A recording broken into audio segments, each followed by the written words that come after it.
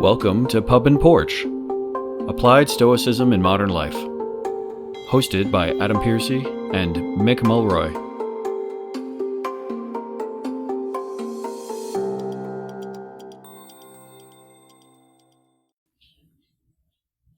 Welcome back to Pub and Porch, Applied Stoicism.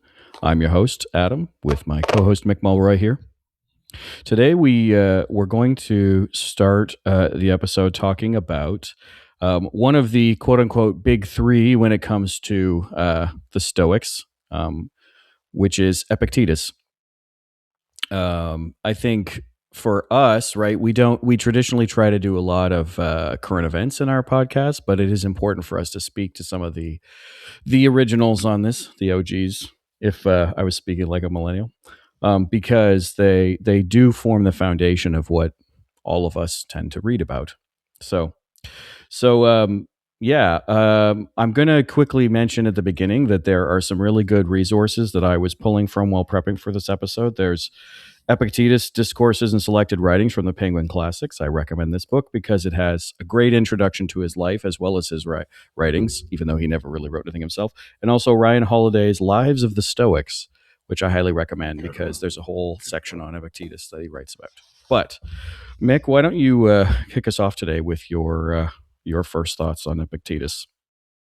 Sure, Adam. So to start with links, because I think I would like to do a lot of the links, how history is tied together. Musonius Rufus being the Roman Socrates. If you look at the reference, obviously Socrates being what we call the godfather of Stoicism. Yeah. Right? Then Plato. Plato, of course, one of the students of Plato's academy was Zeno. But Plato's main student, as we all know, was Aristotle. And then Aristotle's main student was Alexander the Great. So if you take the kind of link analogy forward, so you got Musonius Rufus being the Roman Socrates, Epictetus, I think, in a way is like the Plato. And then there's Lucidius, who was the main Stoic teacher of that he taught, that was the main Stoic teacher of Marcus Aurelius. So there's kind of a similarity, right? With Junius Rusticus? Rusticus, yes, sorry. Yeah. Quintus Junius Rusticus, right? Am I right? It's been a while since I looked him right. up. I think we should do, lots of times when I'm thinking of names, I'm actually thinking from my youth. Yeah. And so sometimes I don't, and sometimes I don't. I've only read it. So if I ever get pronunciations wrong, obviously you correct me. But if the audience sees something pronounced incorrectly, please let us know. Right. But anyway, so there's kind of an interesting link, with the foundational person, Socrates, Rufus, and then as it progresses up to almost a version of the philosopher king, right? Whether it's Alexander the Great or obviously Marcus Aurelius. Right. And then there's some other links in history, particularly when it comes to Epictetus, that I think, and we talked about this before we started, that we like to introduce. But I'll get to that at the end of this. But to start with Epictetus, I mean, the first part of his life is a little foggy, but he was born, Anatolia, now modern day Turkey, middle of first century. At the time, they would have called it Thrace more than anything. It was southern, or I think it was eastern Thrace, actually, in the western part of Turkey. Ryan's book highlights it as Hierapolis. But even then, I think he was born in a suburb, something like that. Probably to a slave woman. That's the consensus among historians, if I'm correct. Yeah. He was, and of course his name is unknown. It simply means one who's been purchased or acquired one, Epictetus. Yeah. So he's a slave. He was born a slave. His mother was a slave. He was born a slave. And pretty brutal times to be a slave. And then sold to one of Nero's senior advisors in Rome, of course. So he was trafficked in the modern sense of the term to Rome. Somewhere in there, his new owner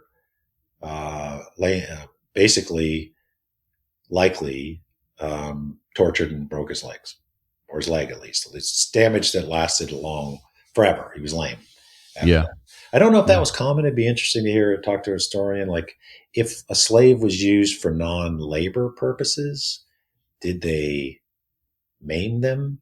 Is that something they did just so they were on the way? I don't know. Yeah. But there's a famous part of the story for Epictetus in which he was literally torturing him. And Epictetus says, if you keep doing that, you're going to break my legs. And then, of course, the guy keeps doing it and breaks his legs. But Epictetus doesn't call out, doesn't even really get upset. It's almost a standard that's almost impossible to replicate. But that's Right. why so many people who have been in dire situations, and we'll get into that, like Stockdale, for example, or Mandela, have relied on Epictetus to get them through their captivity. But Right. that story, I think, really says a lot about how much of a Stoic, and he was a student of Musonius Rufus, like we already talked about at that time, he had not only become, but really epitomized. He epitomized what we consider to be the core of a Stoic. He had the ability to maintain his composure even in the worst of situations, including being tortured and maimed for life. Well, I mean, to add to that, right? Like, he's growing up at a time when slavery is normalized, and I think, on one side, when you look at it with like a modern lens, it's easy for us to see how terrible it is, and it was terrible at the time too, right? I am not going to make excuses for slavery in the classical period. It was still the trafficking and use of people as labor without paying them and holding them against their will. But it was a different time. I mean, Epictetus, interestingly, he grows up in a time where there's a rule where you can't become free until you're at least 30 years old. 30 And years so old, yeah. he's literal, like, it doesn't matter if he works hard and gets paid and things like that. He can't buy his own freedom. But he's coming out of this time period where he spent his whole life up until 30 knowing nothing else but slavery. But And in a yet, unique situation, because he was with the wealthiest people on earth, yeah, right? What an interesting to be a slave in the palace of Nero. I Think know. about that.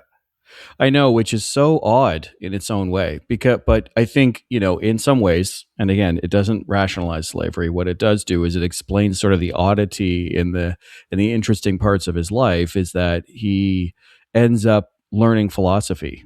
He ends up, I mean, it seems like he's sort of a clerk. I don't get the sense that he's sort of manual labor. I get the sense that he's sort of clerking, or we might think of him as more like a valet or a butler at times, considering. I Yeah. don't know, though. That's really hard for us to tell. But he's getting this opportunity to learn at a time when, you know, it's very elite to be able to read and speak Greek and study this kind of topic.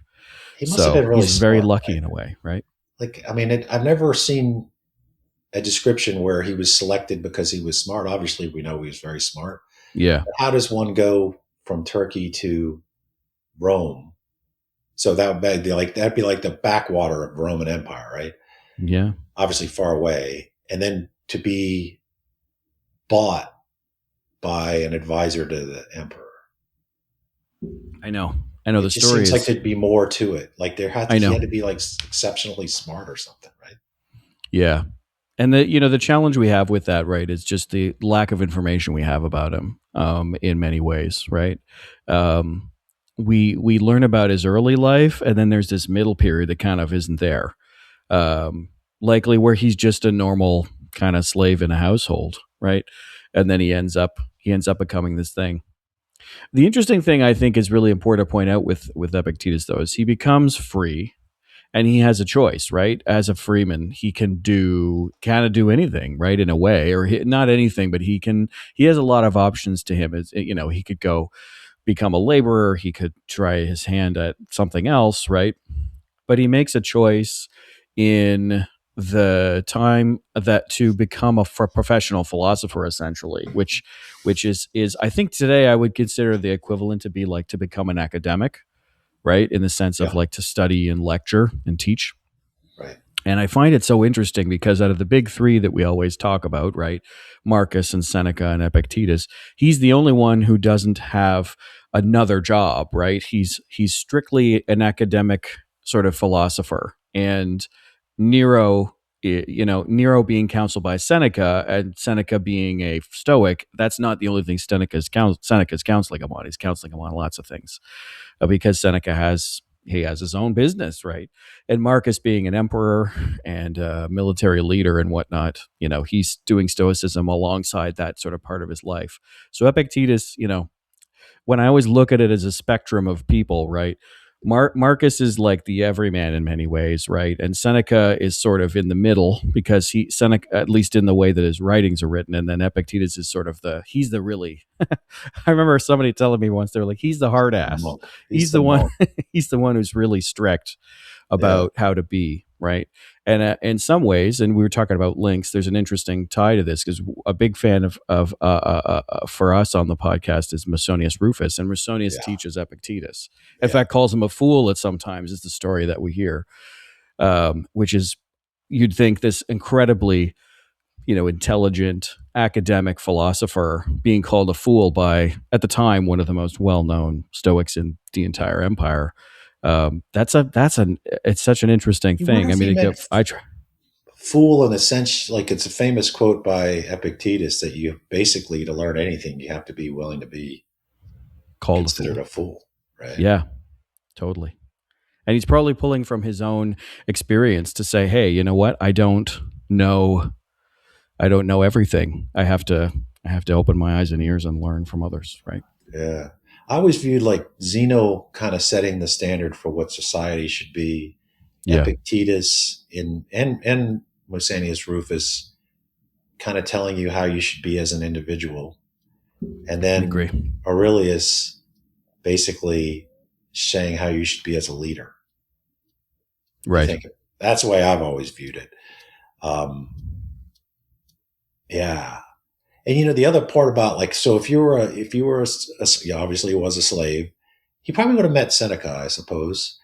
But to be amongst all this, one of the other famous quotes, and I always like to give quotes because it really goes to who they were. Yeah. But he said, wealth consists not in having great possessions, but in having few wants. And that's kind of reiterated throughout Stoicism. But I think his position would have exemplified that the most, right? So he was born a slave, was a slave, and then goes to the richest place on the planet, potentially the richest place that will ever be on the planet, right? The Roman Empire. In terms of concentration, yeah. Right? Concentration, right? And can see how, I think one of his other quotes is, I can't remember it exactly, but how basically great opulence creates great anxiety, right? That people with a lot of stuff aren't necessarily happy. And he was without any stuff, right? And found the happiness, right? You got to make your own happiness, man. That's kind of the core of Epictetus. You got to find it in yourself and not rely on other things. And other things would include material wealth. Right. But that, I think he saw it in a way. It's also super impressive that Aurelius would see it, even though it was available to him. But from Epictetus's position, he can see as an outsider, how these people who have more money than 99% of people on the planet still seem to be very unhappy because, why he brings them their 14th glass of wine or what have you. Yeah. Yeah. And, I think, I think the one thing that Epictetus seems to do really well is pull from his own life. It's a very humble way to do it, where he doesn't ever say, I learned this because I saw it somewhere. But, when the history of his servitude, I'll call it, or really slavery, but the servitude that he did as a slave, he is seeing this extreme of the world, right? And being someone who is not only not included in that, he's disbarred from that as a slave. And so this juxtaposition of two things that are so wildly opposite each other. I think, it shows up in his writings, talking about the opulence, talking about those things, because he's seeing that in front of him. It always feels to me when I read him that there's a lesson there that he's kind of telling you about himself. I probably see that more because I know more about, like, I know a little bit more about him as a person, having read books like Ryan's and the Penguin Classics book. But ultimately, it does always feel like there's a little bit of, a reality of this is what I saw, right, when I was well up to 30, or I can't remember when he got freed. It's hard to, I don't think we know when that happens, but that for the first 30 years of his life he's in servitude like that, or slavery. So Yeah, and obviously it was his student with Arian that wrote yes. down his lectures, discourses, and Tritian. Yeah. Um, there's another, I think, and this is what a lot of people bring up when they talk about Yeah. Epictetus, but the lamp, right? He was really proud and The lamp. of his lamp, and it goes to this whole idea of material wealth. And the one thing I'd say is the one thing about Stoicism that it's a challenge. Like in many ways, a challenge in the sense that if you really stick to the principles, and a lot of them come from Epictetus, like, don't be petty. If somebody talks smack about you, just ignore it, right? Right. Never talk smack about other people, ever. I mean, think about this I'm not talking to you specifically, but people in general. Like, Yeah. it's a hard thing to like hold yourself on the highest pedestal, but not everybody else.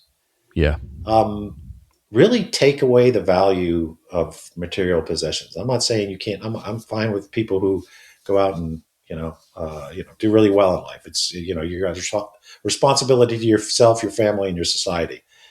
But to not put value in it, like you to really convince yourself, like it doesn't matter that I buy all my clothes from Costco, or I don't even know the designer brands, but you get my point. Like where you Calvin really, Klein. Yeah.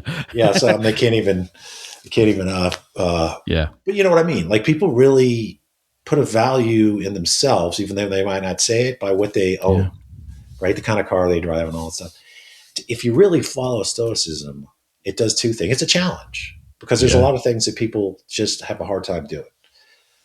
But it's also liberating because if it becomes a real thing for you, where you really don't care what other people think, as long as you know you're a good person, you really don't care, Yeah. the kind of car you drive or whatever. Yeah. It is liberating. Like you get somewhere with Stoicism, I think, as a person. You get on the other end, you get to a place where you're not only a better person, but if everybody around you was like that, then you'd be focusing on more important things. Yeah. You know what I mean? But Yeah. Epictetus, my point of going on that tangent is Epictetus is kind of like the epitome. I don't know, is that what that word comes from? Yeah. But the Yeah. Yeah. epitome of what Stoicism at its core is. Now, Rufus has all the rules of Rufus. His Rufus lectures Yeah. are awesome. Yeah. Awesome. Like literally telling you, cut your hair, trim your beard, like PT every day. That's great. And I try to follow because you'll be a better person for doing that. But Yeah. Epictetus is like the example of, like you said, he's hardcore, man. Yeah. He's like the warrior monk kind of when it comes Yeah. to Stoicism. For sure. Yeah. And I mean, it's funny though, because he clearly talks about, like, so many times, a lot, like in his and we should remember that they're not actually his writings, they're somebody else's writing his Yeah, lectures down, right? But he does, there's a recurring theme of, like, if you sort of get this theme of, like, if you falter, do this, and it's okay, right? Like he's obviously struggled with it in his own life to try and live up to this really strong, like, epitomized view, right? And you do get that feeling coming back sometimes where he talks about it, like, if you make a mistake, like, make it right, is kind of the way that I read that sometimes. I may be reading a lot into it, but I mean, that's the way it feels. So, but I think, that I think is just such an interesting part of it, because then you have Seneca, who's sort of like, well, try your best, but, and then you have and he Marcus, wasn't the who's sort of great scolding himself, exemplary right? of Stoicism like Who's Epictetus. Seneca? Right. Yeah, I Yeah. struggle. I struggle with Seneca. Like his letters are great, but then when the challenge with Seneca is knowing more about him, which is Yeah. so odd to say, but it's not. It's kind of one of those never meet your heroes. Like he's definitely saying stuff that he's not doing, right? Where you're kind of like, that, really, that's what you went with, but Yeah. He so is definitely, yeah, you practice what I preach, not what I practice. You know yeah, what I mean? exactly. Right. And Yeah. that can be a challenge sometimes, right? Epictetus is the one where it's like try to be him as much as you can. But it is a challenge, as you've said. I think that's a great way to put him because he's so good, but he's also like, I don't think it's unattainable. It's just that thing of like, it's going to take some actual effort. Reading him is and doing what he says is not always easy. So Yes. I Oh, wanted I to forgot to quickly. finish the lamp Oh, thing though. yeah, go Okay. talk to the lamp thing. So Talk to the lamp thing. the story about the lamp is he had this. It was one of the possessions he really liked. Yeah, The guy who doesn't really have possessions, and then it was stolen. And instead of being all bummed up about it, he said, "Well, yeah, this time I'm going to buy like a cheapo lamp." So the robber comes back, he'll be disappointed because he's going to get yeah, the cheapo lamp. And it's a very commonly used story from his, but it really does show you that's what you should have in your mind about possessions. yeah. It's not, you're not based on what you own, you're based on what you do. Right. And it's a perfect example of Epictetus's view of it. Now he was, and at the end of his life, I mean, you already referenced it, right? So he gets freed. He goes to Nicopolis, which I'm going to spend some time with next time I go to the Stoic conference. By the way, I think Right. it's this summer. Um, he's famous. Like he might be making a load of money by then. I don't know.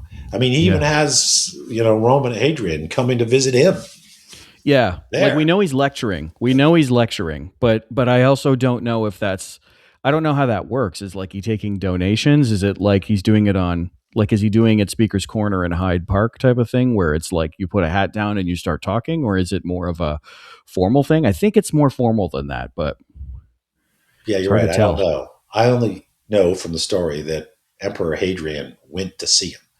So Yeah. that Yeah. indicates to me that he was super well known. And if he wasn't, he probably was after that. You know what I mean? Yeah. Like Yeah. that probably, and I would imagine he didn't have any wants after that. His Right. personality probably lived humbly anyway. Hmm. But I think he went from a slave to, at least his fame was pretty high. Yeah. Although I'm sure he didn't Definitely. care that much. Well, we know from the fame, like we know exposure to Hadrian, right? Antoninus Pius, obviously, living at the same time period as Hadrian and Marcus. There's this crossover event that kind of starts, and then we know, although we don't have them today, we know that copies of Epictetus' writings that we no longer have are referenced in Marcus's own writings, right? So he's got this like there's a whole line of emperors, Hadrian, Antoninus Pius, and then Marcus Aurelius, who are pulling from this guy who ultimately like is sort of this big success story in this in a sense. I hate calling it that because it feels like I'm calling it like a Cinderella story, coming from nothing. But at the same time, he's earning his way through his lectures. It seems like right, and that's something that I think is very important to point out that people are coming to him. He's not. He interestingly he seems very uninterested in politics. Like he leaves Rome, he goes somewhere else, but he's still being referenced by all these people who are trying their best to do the right thing. Right. So do we think Justicus went to Nicopolis? That's an interesting question. I would be unsurprised if he did. But the question is how did Marcus get Epictetus writings, the writings that we no longer have? I would imagine those came from Rusticus. In fact, I think there's a letter between them where it's either a letter between Rusticus and Marcus, or it's a letter between Galen and Marcus where they're lending copies of Epictetus to each other. So That's very vague. I'll have to search that out, but and confirm that. But I have heard that story in more than one place. I think Donald and I talked about that one time a few years ago. It'd be interesting to know. For us, I mean, it makes sense, right? So if Rusticus was a Sure. student of Epictetus, then his school was, I guess it Yeah. happened in Rome too, but be Yeah. interesting to note. Interesting to note. Other famous folks, and we put them on our list to talk about links, like we started the podcast with. Yeah. So Epictetus has obviously been read by many people throughout history, but Hmm. one of the persons that I bumped into that we're going to do a podcast on is Thomas Wentworth Higginson. So Thomas Wentworth Higginson, you might not know, I didn't. He was an abolitionist in the United States pre-Civil War, who went on. He was actually in the Secret Six. We'll get into all this. We're just kind of like giving an intro so we can build the Okay. suspense. The Secret Six, fascinating group. It's John Brown, Harper's Ferry, tried to basically start an insurrection to end slavery. Oh. He's the only one that stayed in the United States. The others fled to Canada, by the way, or were killed. He then becomes an infantry officer in the Massachusetts 51st, then becomes a regimental colonel for the 1st South Carolina.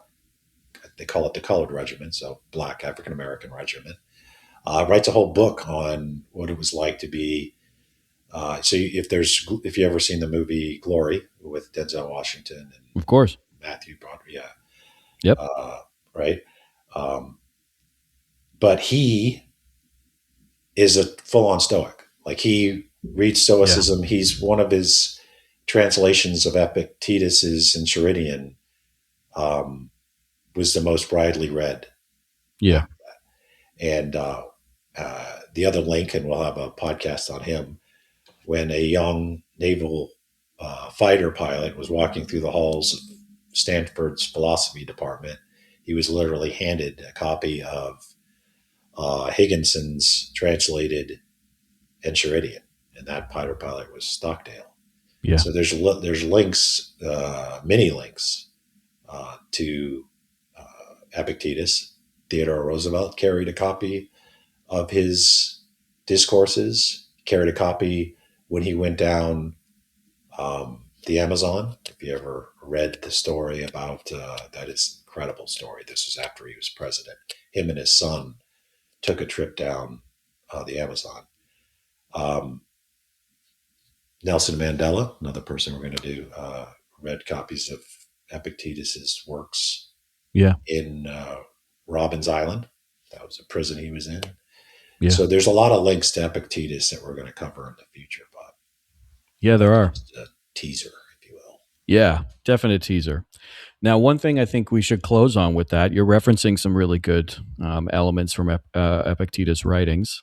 I'm sure you've gotten this. I mean, when I go or meet people about the podcast or in podcasts from the past, I get asked a lot of times, like, who to start with and where to start. Mm, And you've already referenced one that I do want to make sure we highlight to people, right? Which is the Enchiridion, the handbook. For people new, like if this is your first episode, or if you're coming to Stoicism first because of these episodes, right? There are great gateways into the philosophy, right? Especially modern writers that are great at helping people understand this really old thing, like Donald Robertson and Massimo Pigliucci and Ryan Holiday, who are all friends of the podcast. But sometimes it's also, well, you have to go back to the originals because that's where it really grows from. And for Epictetus, I do recommend to people the handbook, the Enchiridion. It's pretty short. It's broken into little chapters, and each chapter is pretty self-contained. And I do recommend that to people because I get that question a lot because they're like, "Well, where do I start?" Because if you look at like the Penguin Classics book, right? It's 250 pages, right? Which is, I'm not saying don't read that, but what I'm saying is if you figure out somewhere to start, the Enchiridion is a good place. It's a bit like it seems like a lot of them kind of have handbook type stuff, right? Rufus has his rules. Epictetus has his Enchiridion. And I think, just as a general pointer for a lot of people, a great way to get into Epictetus is with the Enchiridion. Again, it's somebody writing down his rules, but it is still definitely applicable today. And yeah, so it's probably a good spot for us to prepare to wrap up for today, unless you have any closing thoughts for us, Mick. No, I think you nailed it. That's a good way to end it. Okay. Well, we're going to close here then, but make sure to tell everybody, if this is your first time coming to Epictetus, we'd love to hear from you and your first thoughts from him. info@pubandporch.com, or leave us a comment on the video, or reach out to us some other way through social media or email. We'd love to hear from you, because Epictetus is one of those. He's one of the big three, so we'd love to hear from you on that. But we'll close today and say we'll see you on the next one. Cheers, Mick. Sláinte, Adam. Thank you for listening to the Pub and Porch podcast. If you'd like to find out more about the podcast or its host, head over to pubandporch.com, and you can listen to all our episodes on Spotify, Apple, or whichever platform you prefer. And if you'd like to help out with the podcast, you can find us on Patreon. Drop us an email if you have a comment on any past episode, you have a suggestion for future episodes, or you have an essay on an important topic for Stoicism. Send it to us, and then we can be reached at info@pubandporch.com. Today's music was provided by bensound.com. Until next time, Pub and Porch out.